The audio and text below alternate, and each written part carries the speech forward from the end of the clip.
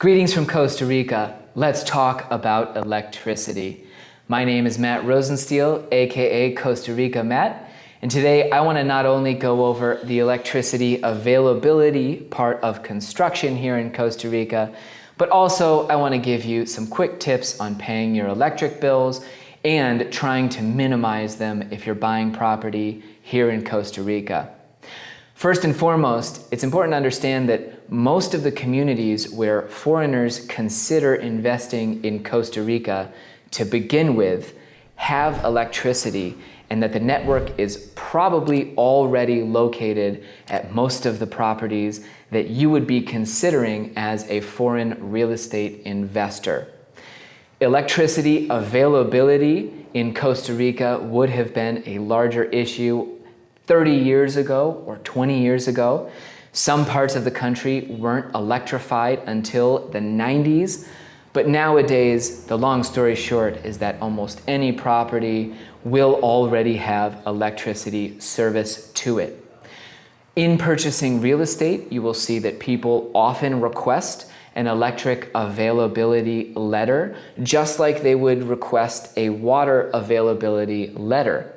I discussed those letters in a separate video you should check out after this one, but the long story with water versus electric letters is that the water letter is far more important. It can be far less certain that there's water service, and a value of a property in Guanacaste, Costa Rica will be very much determined by whether or not it comes with a water availability letter. An electric availability letter is something that's rarely a big issue in due diligence. Most often, buyers understand, they can see that there are electric lines along a road, and they know for a fact that they'll have to most likely install a transformer to bring electric service to their property. If you're in a situation where you want to purchase real estate that does not have a transformer already on it, that can be a pretty significant upfront cost that you need to understand when you're buying.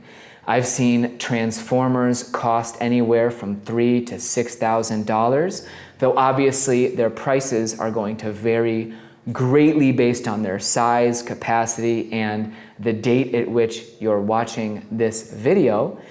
But it is important to understand that if you've got electric lines in front of your property in Costa Rica, in many places, the private property owner will be the one responsible for installing that transformer.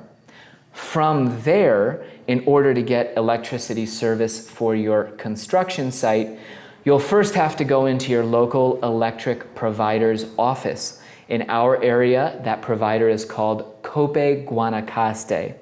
As the name suggests, they're a cooperative. Coopeguanacaste buys electricity from the national producer, which is ICE, or I-C-E. ICE, or ICE, as we say here in Costa Rica, produces 99.9% of the country's electricity using renewable resources. And really, according to my understanding, that tiny fraction that is non-renewables represents the government testing their backup fossil fuel systems every year to keep them working and make sure that they're still operating. Day to day, all of the electricity that you're using in Costa Rica is generated first and foremost by hydro and geothermal sources. You also have solar and wind in the mix at smaller percentages, but importantly, their entire energy portfolio is from renewables. So let's go back to getting your electric service for your construction.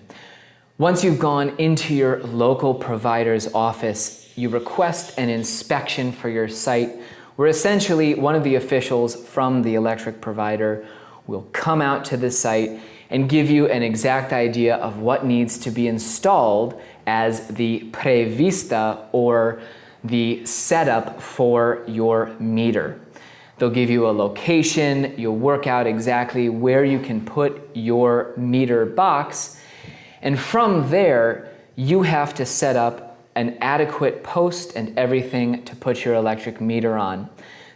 In some areas, the electric provider will do this for you. They'll give you a certain quote, and you can decide whether it would be easier and more cost-effective to do it privately. But generally speaking, you see a lot of people build their own installation to hold the meter. You go back to the electric provider and request that they come out again, and they will install an electric meter. When it comes to paying your electric bill here in Costa Rica, just like the water service, there are a ton of options for being able to do so. And if you're going to be in Costa Rica, you can find any one of a number of places, from supermarkets to your local water office.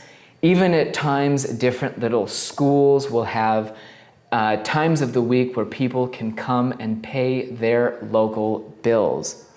In our area, Copeguanacaste is absolutely connected to online banking systems. ISE is also connected to online banking so that you can pay your bills online. But as I've mentioned previously, for foreigners, those bank accounts that have online banking are getting increasingly difficult to get. And in fact, it can be quite a process to get yourself set up with online banking. Most often, if you're not going to be in Costa Rica, your electric bill is something that your property manager can handle for you.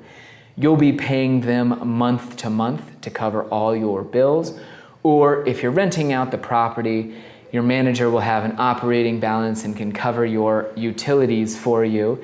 And usually they will have access to regular online banking, repeated bill pay systems to ensure that you never fall behind.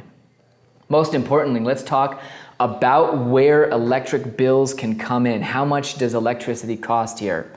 Well, remember, this is April 2023, and I'm speaking from Guanacaste, Costa Rica, here on the western coast. If I'm talking to people who are going to buy a single family home that's anywhere between 1,200 and 1,600 square feet, you know, a typical 2 or 3 bedroom residence, I tell them that their electric bill is going to be very dependent on their air conditioning beyond all else.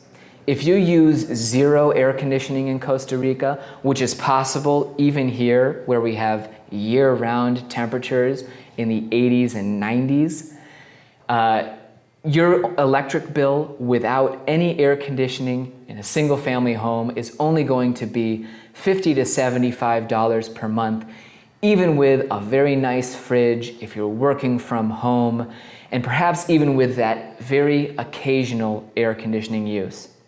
From there, the bills go up with the amount of AC you use.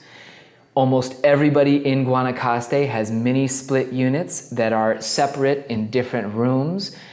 If you have only your air conditioning on in the bedrooms at night, I would estimate that bills will go up only about $50 to $75 per month. That's for nighttime AC in maybe 1 or 2 rooms. If you start to air condition your home all month long, during the daytime, you would see your bills go up another $75 to perhaps $100. And really, I see people who refrigerate their condo, or those folks who really, really like to have a cold environment. Their electric bills can approach $400 to $500 per month, even in a modest home, if we're talking truly cranking the AC for 30 days a month. Now, obviously, that's an extreme. If you want to limit your bills here in Costa Rica, one of the greatest inventions are those mini split AC units that turn off after about 10 minutes with nobody in the room. Renters are notorious for not caring about an owner's utility bills, and they're also notorious for enjoying having the home very cold when they get back from the beach. Well, you can set up your ACs so that they're not allowed to do that. You also see a lot of people who don't even have AC in the main room. Most homes that are built with good airflow and with a good solid insulated ceiling are not really going to require AC during the day, and you can just have units in your bedrooms as a way to limit the overall use. That way your tourists, renters visiting your condo or home can really only put the units on at night. As I previously mentioned, I did do a video also on water that's available right here. My name is Matt Rosenstiel. Be sure to subscribe. Thanks for watching.